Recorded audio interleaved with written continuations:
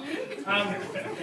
As Antonia said, one of the things of our generation of researchers is that we don't have kids. We have more time to do research. We're more passionate about it because it's our life.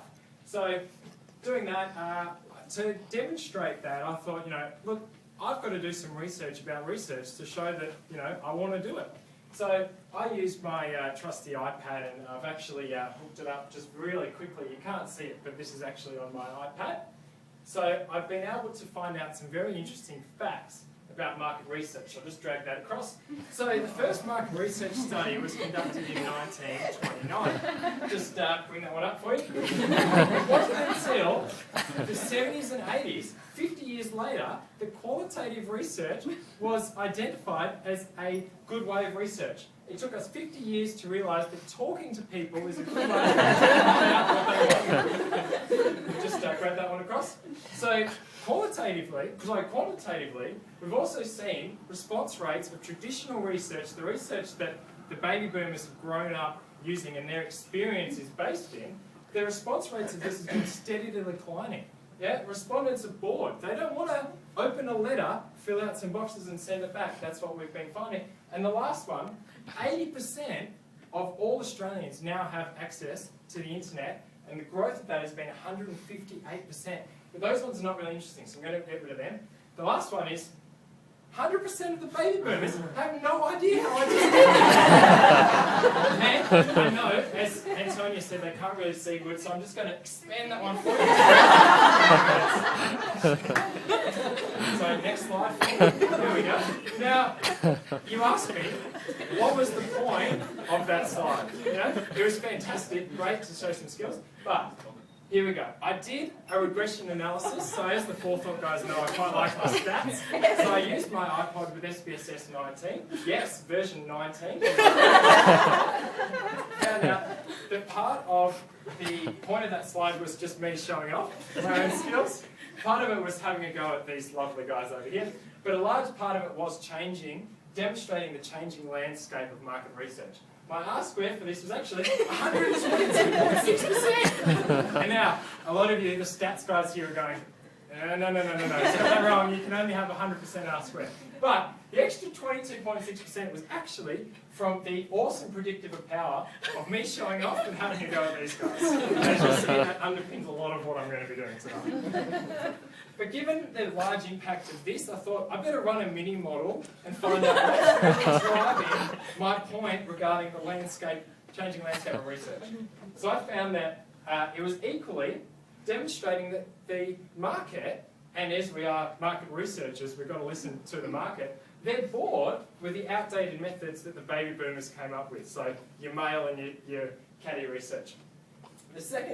My third point, was showing that the speed with which the market research industry now evolves, going from 50 years to work out talking to people is a good way to do research, to now what we've got is so much faster. You literally have to run to keep up. And we all know who's better at running.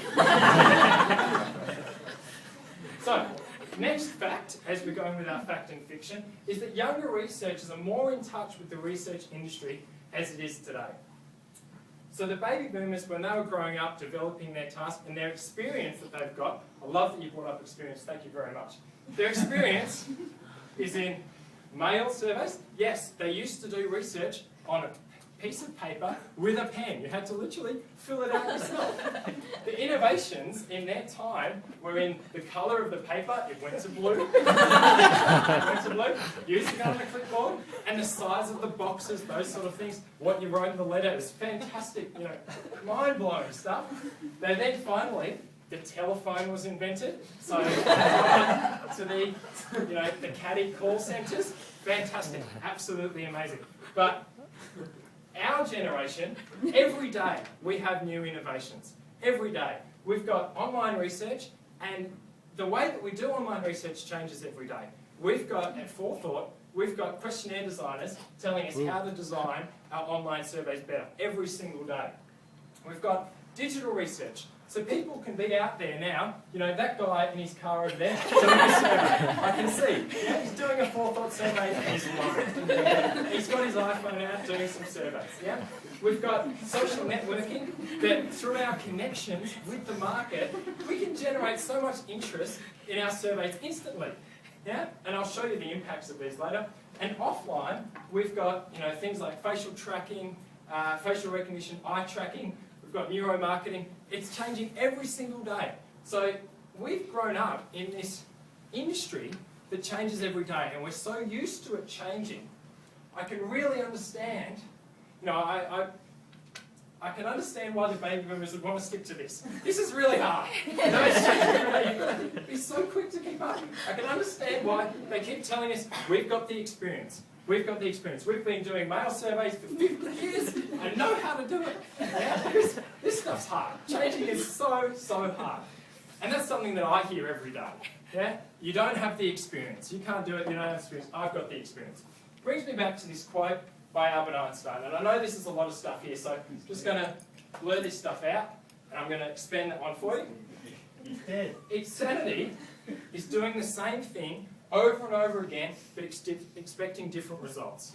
So I say to you, yes, you've got more experience, but your experience is in methodologies that have been shown over so many years to not work anymore. People don't want to do male surveys. They don't want you to ring them while MasterChef's on. You don't want to answer the call. Yeah? So I ask you, is it really experience or is it insanity?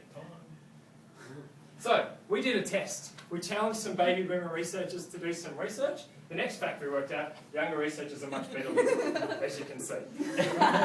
So, baby boomers did some mail. They sent it out, and unfortunately they didn't get back in time for the presentation.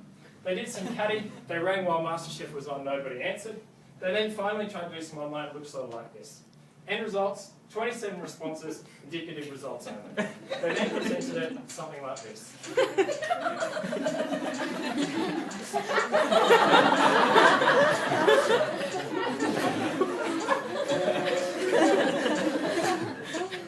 Well, I'm sorry, I can't do it anymore.